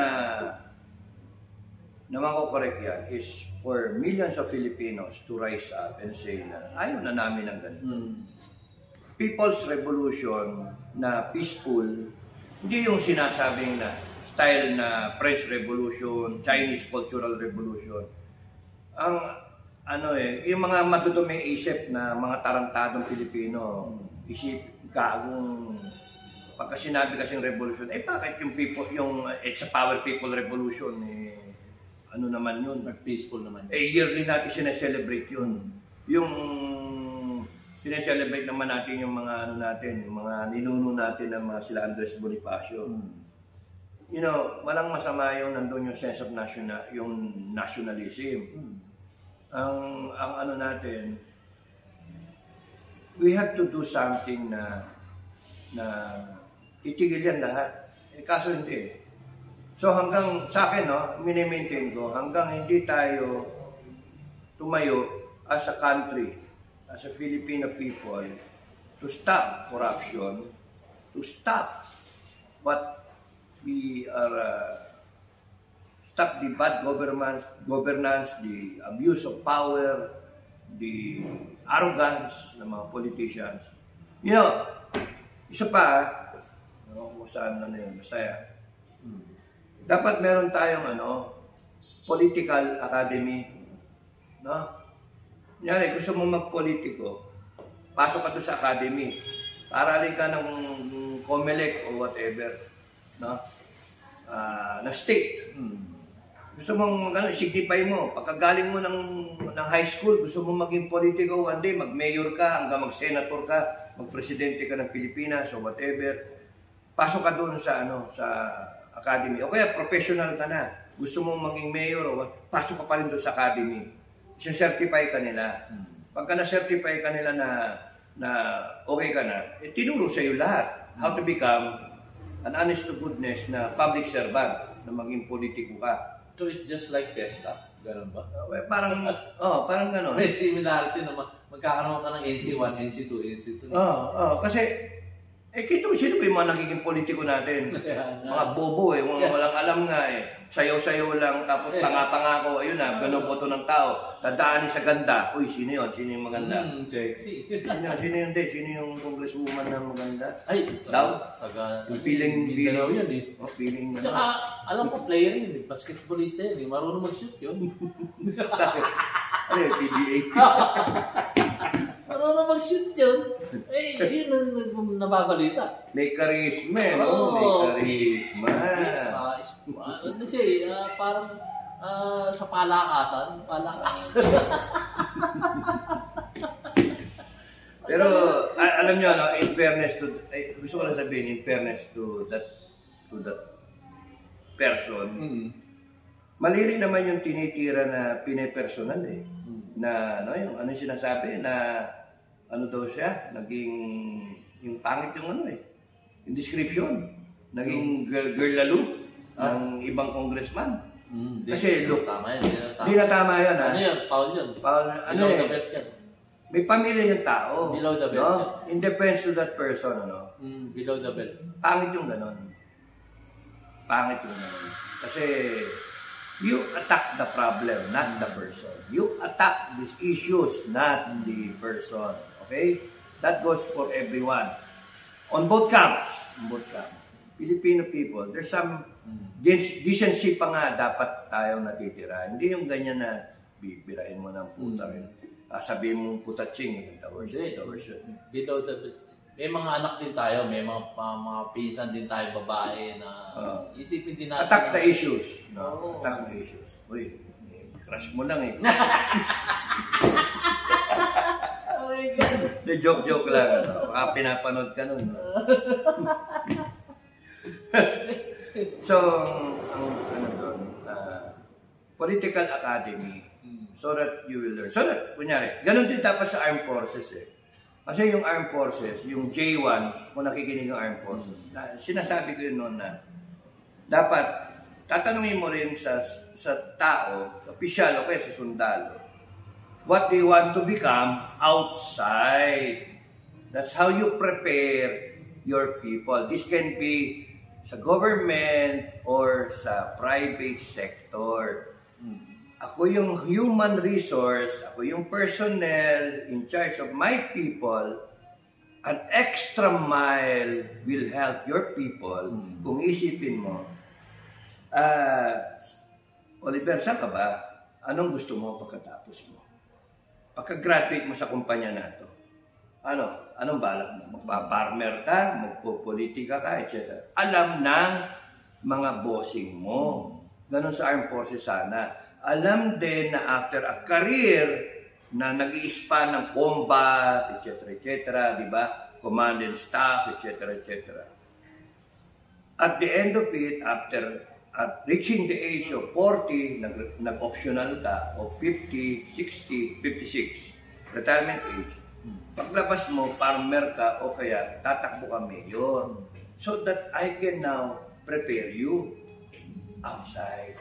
Dapat ganon yung mga human resource. Ganon yung mga utak ng mga managers para hindi kawawa yung mga tao ninyo pagka nasa labas na kayo. So that meron silang fighting chance and they will benefit society or the community kung nasaan man sila mapunta. So kunyari, bala ko mag-OFW, o di, saan? Security sector o whatever, di ba? Kung engineer ka o kung whatever yung maging profession mo, it's really preparing yung career path ng tao.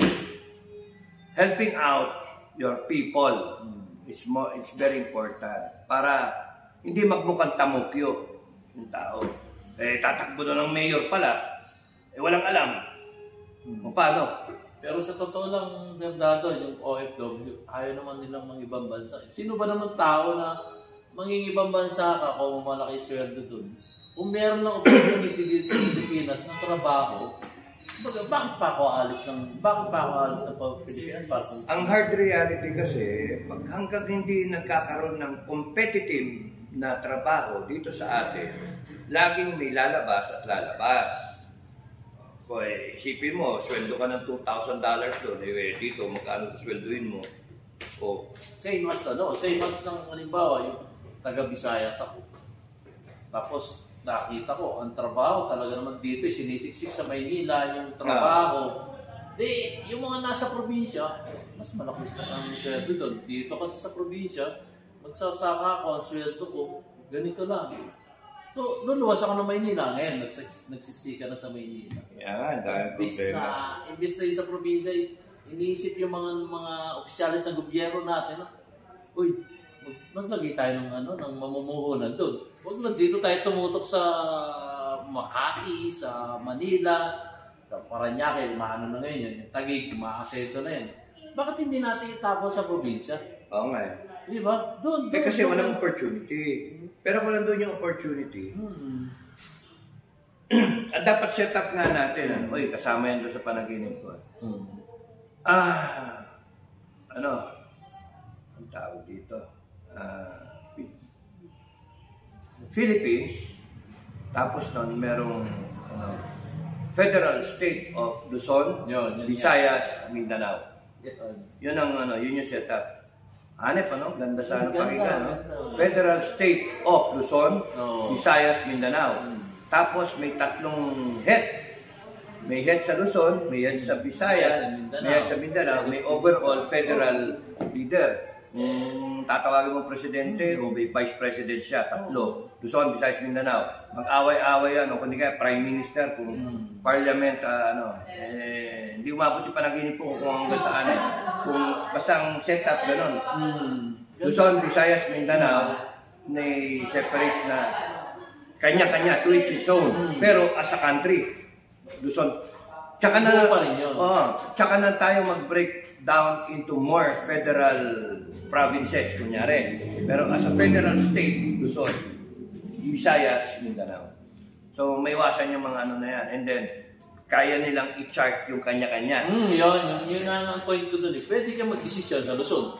Kahit tayo, magpasenso tayo, Visayas, tayo, Pasensya na, magulo kasi hindi ko tala yung sinulat ko kasi inassign ko may mga, the way na, ang ginawa ko para matanda akong marami, naisip kong ganyan, then sulat ako, sulat.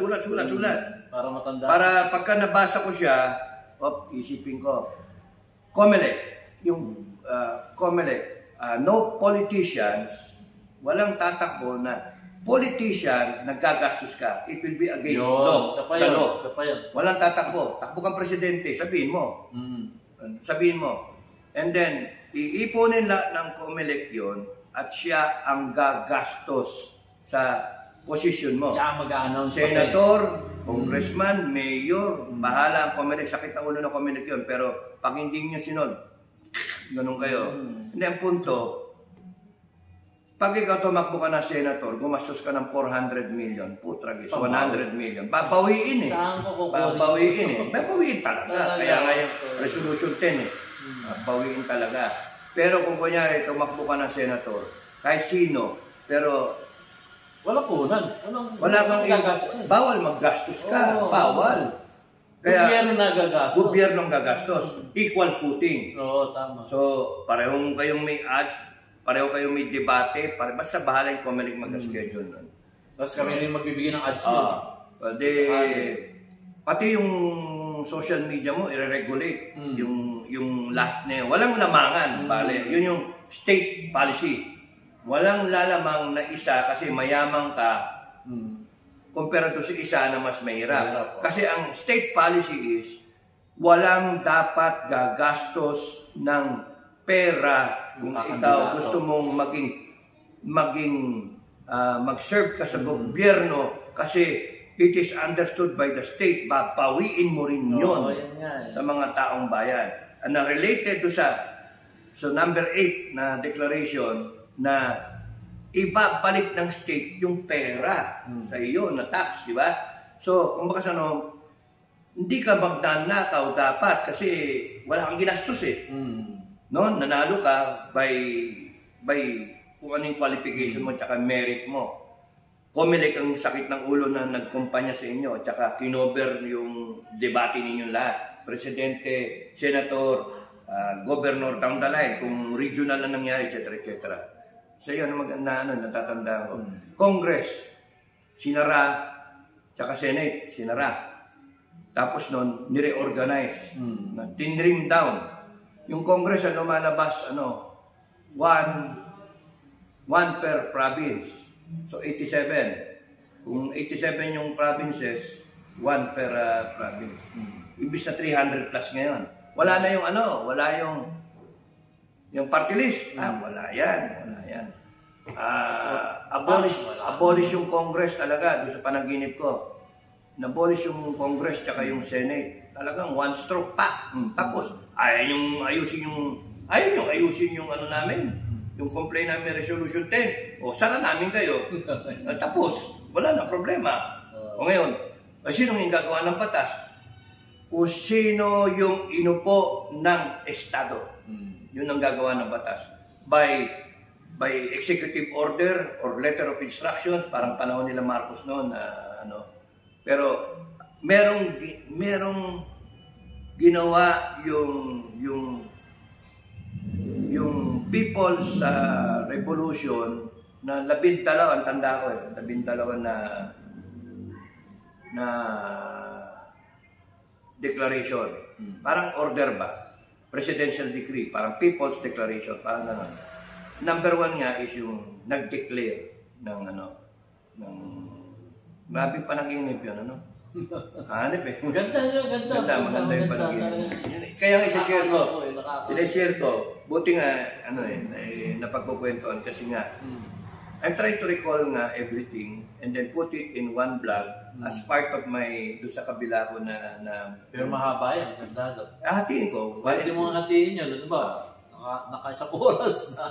Kasi mahaba yan, tingin ko mahaba yung magiging, yung pwede nga, siguro, pwede kong gawin, sabihin ko agad, 1 to 12.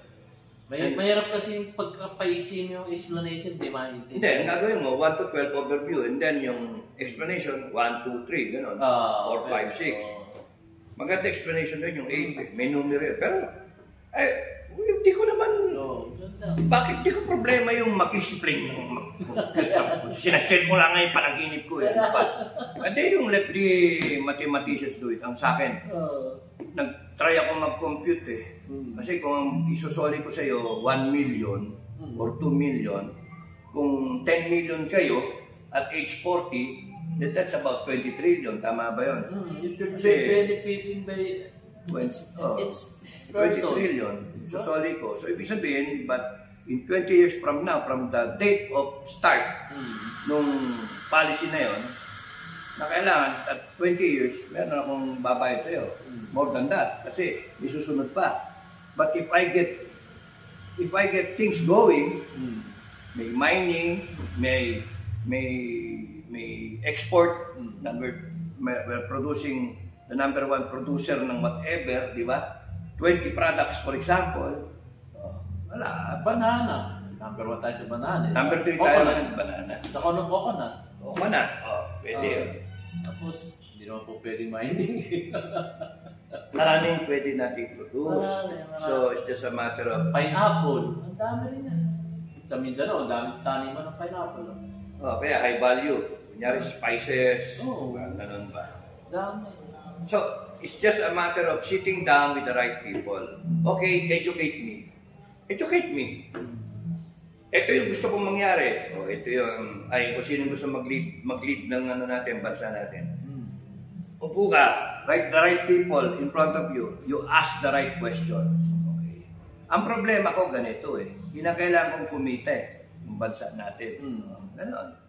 So, may appreciation kayo kung saan kumukuha ng pagkain yung continent ng US, ng South America, etc. Tapos saan ang gagaling lahat ng pagkain.